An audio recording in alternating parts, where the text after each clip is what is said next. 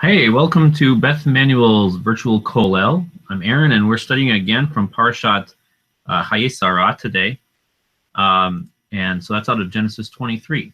So let me share my screen with you, and we'll get right into studying using the website Sfaria at sfaria.org. And here I am in Genesis 23. Let's find our spot. That's 22. Here's 23. And I think we completed 2 verses on Monday, so we're going to continue on with verse 3.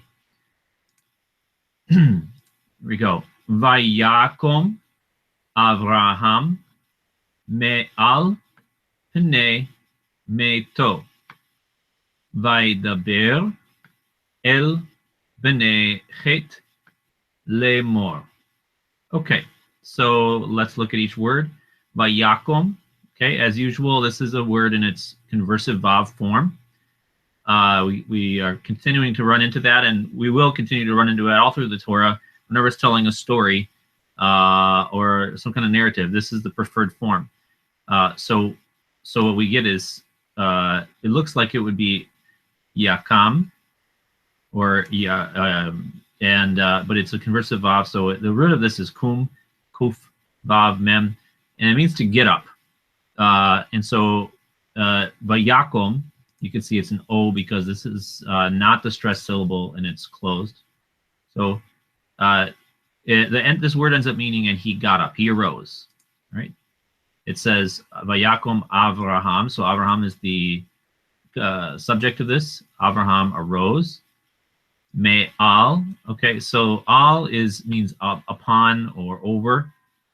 And then me is another preposition. It's a prefix that means from. Okay, so it's 2 prepositions stuck together, making this double preposition: from, upon, from, upon, from, or from on. And on doesn't have to be literal; it can be beside or at. And now pnei meto. Pnei, the word is normally panim. It's one of these words that's typically, well, it's always plural when it in this way. Literally, it's interesting. Pina means like a corner. So panim is a face. It's like a bunch of corners or features, right? So panim is a face, and it's always plural. And so if you want to say someone has a nice face, the word for nice or whatever adjective or a verb that goes with face is always going to be plural, even if there's only one face. So it could be face or it could be faces. There's just no way to distinguish in Hebrew. And then it also can idiomatically refer to the presence. It can be a surface of something. It can be the presence. It can be like if you're standing before the face of the king, you're really in the presence of the king. Or in the space in front of something, or in the time before something. So all of that is possible with this word panim. And so here it's pnei, and as we have repeatedly noted, whenever you have a plural that ends with im, and then it's in this construct state called smichut, it changes to, the im changes to a. So then what happens is it's got the value of such and such of. So in this case, face of, panim of. So pnei means face of. As I said, it can also mean the presence of. And meto, okay, this is the word mate.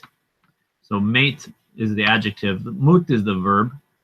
And the mate is like a adjective, and it can also mean it can also then be a noun. Like if you say, so it would mean the deceased. You know, deceased is basically like a passive verb, and then it's really also like an adjective. You can and it also can be a noun. So deceased would be an appropriate word here. And then it's got, mate is deceased, and then it's got the o on the end, which is the possessive pronominal ending. So meaning his. So his deceased. Okay. So he got up. So Abraham got up from the face or presence of his deceased. Vaydaber, And so this is a very common word in biblical Hebrew. It comes from this root davar, to speak. It's usually in this PL. That's why it's the vowels are the way they are. PL is to speak. And it looks like yidaber would be he will speak, because it's in the imperfect form, but because it's in that conversive vav, it means and he spoke. Okay, vaidaber, and he spoke.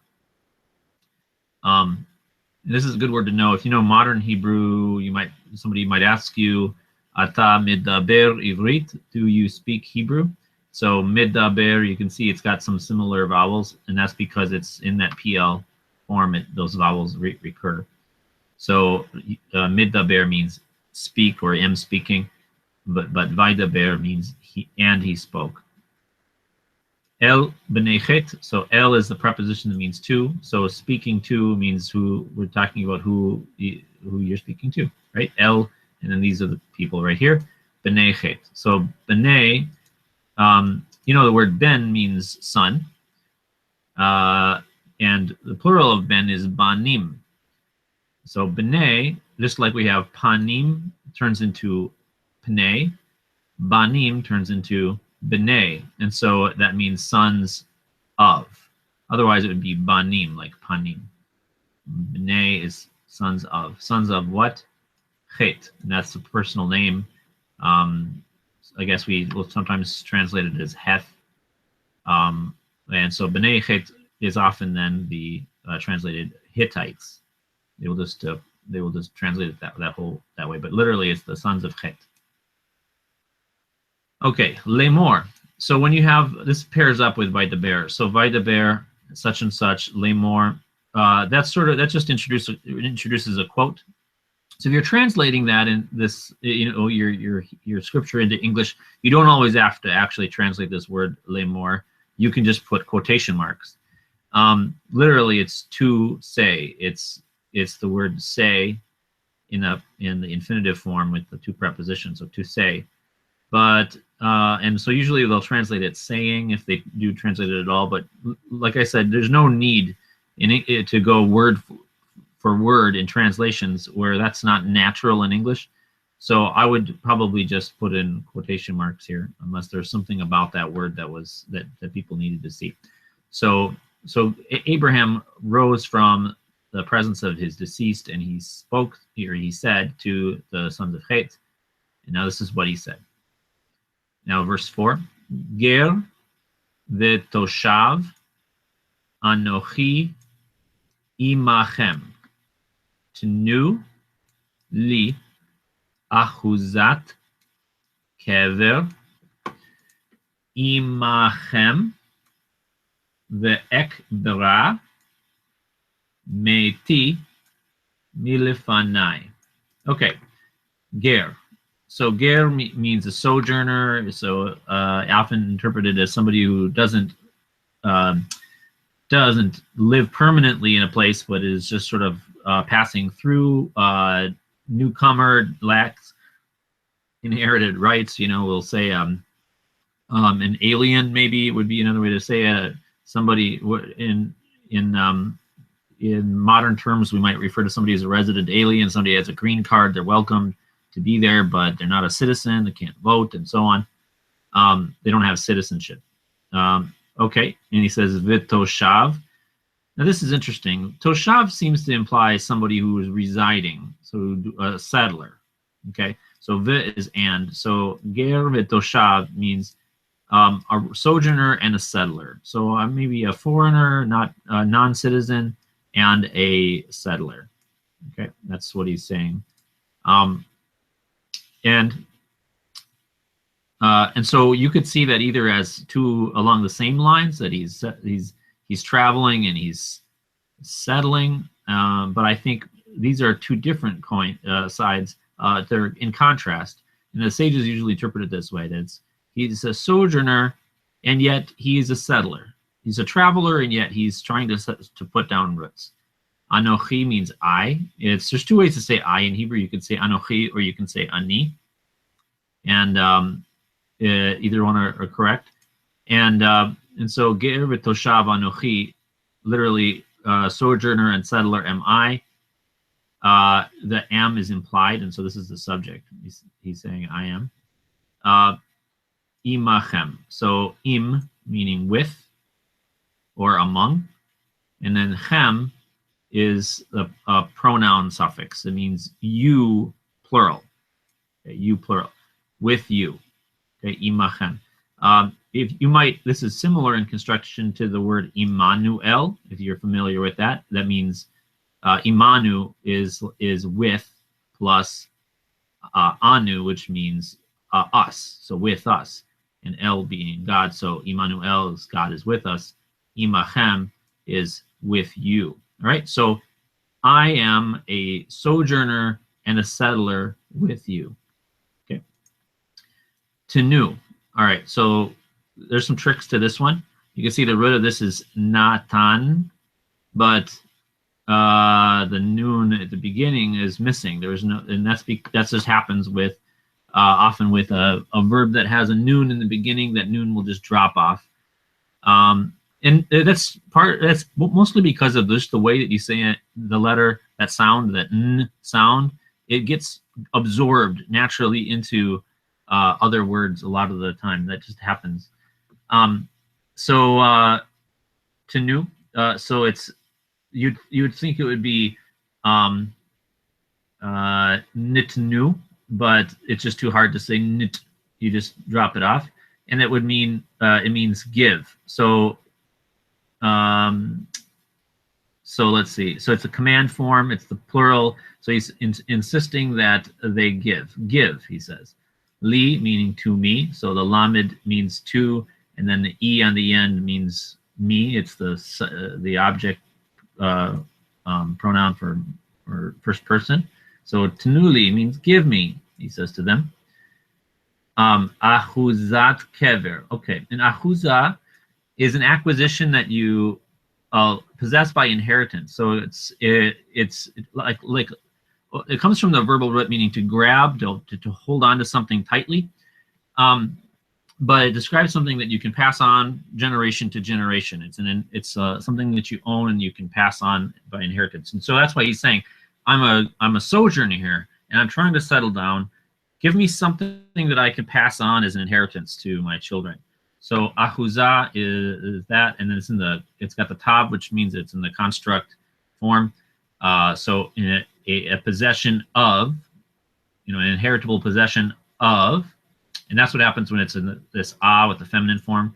Like I said, in masculine plurals where it's im, it changes to a. Well, in a feminine singular, when it ends in it will switch to at. So that's what happens there. So ahuzat is a inheritable possession of what? Kever, which means a tomb, right? So ahuzat kever would be a tomb inheritable possession, an inheritable tomb. Imachem, with you again, same word as this. So among you. So give me. I'm a traveling settler among you, but give me an inheritable possession of a tomb among you. Okay. Ve'ekbara. So you can see this word ve'ekbara, the root kuf beit resh. And you can see here in this noun, kever, it's got that same root. So it comes from the root meaning to bury the dead. To bury the dead. So and now it's this is in a this is actually a rare case of a verb that's not in the conversive vav form. So you can see it's got a vav. It just means and then this is the word as it on its own. Because remember, this is quoting Abraham. This is not telling the story, because like this, and he got up and so on, and she died. All of those are a part of the narrative. But now we're in the middle of a quote of what Abraham himself is saying. So it's this verb is not just going on with the narrative. It's just he's just saying what he's saying. So ekbara. So normally you might say ekvor, and that would mean I will bury the dead. And so it's first person imperfect, singular. And so you could tell that by the aleph in the beginning. When you have a word that's I will do such and such, it will usually have that aleph in the beginning. But then it's got this on the end. Now that describes a kind of voice that just, instead of saying just predictively, I will do something, it's expressing a wish or a hope. It's a little bit of uncertainty. But it's describing more your intention. I want to do such and such. So, and that's not done really in modern Hebrew so much, but it is a biblical thing. Ekdara means let me, or I want to bury the dead. I want to give a burial. Okay, and so this is just and. So and I will. So he says, if you give me a burial plot as an inheritance place among you, and I will, or so that I may. I think, and I may. May is a good. That's good. We're describing a mood that works well with may. So that I may bury, and then meti is like meto. So mate, I said, means deceased, and then the e on the end means my, just like li means to me. So meti means my deceased. Okay, milfanai. All right. Interestingly enough, this is related to panay. So remember, I said panim means face or presence. Okay. Panay means face of, but here you can see at the end it's panai. Well, it's fanai, but that's because of this lamed is in front, but it's the same word. Just like this e means my, panai means my face. Right? It's the plural because this is singular, that's why it's e, but the I ending is a plural ending. So panai means my face or my presence. Okay, when you put a lamed in front of this word face, it means in my presence, okay? Or before me, before someone or in the presence of someone, lifanai, in the presence of me. Okay. So then me it means from, and we saw that over here. May all from upon. Here it's from in my presence. Okay, so we're trying to get away from him, the deceased being in his presence, and so that's why we say from before me. So ultimately we have I am a sojourner and a settler among you. Give me an inheritable possession of a tomb among you, that I may bury my deceased from before me. Okay, so that they're no longer not buried. And it's important in Jewish culture to dating all the way back to Abraham to have the dead be buried as quickly as possible, so as to avoid their loss of dignity. Okay, so that's that, and God willing, maybe we'll come back on Friday. That would be great, and we can get even more of this Parashah done. Thanks for joining me, and have a happy Thanksgiving, and we'll talk to you later.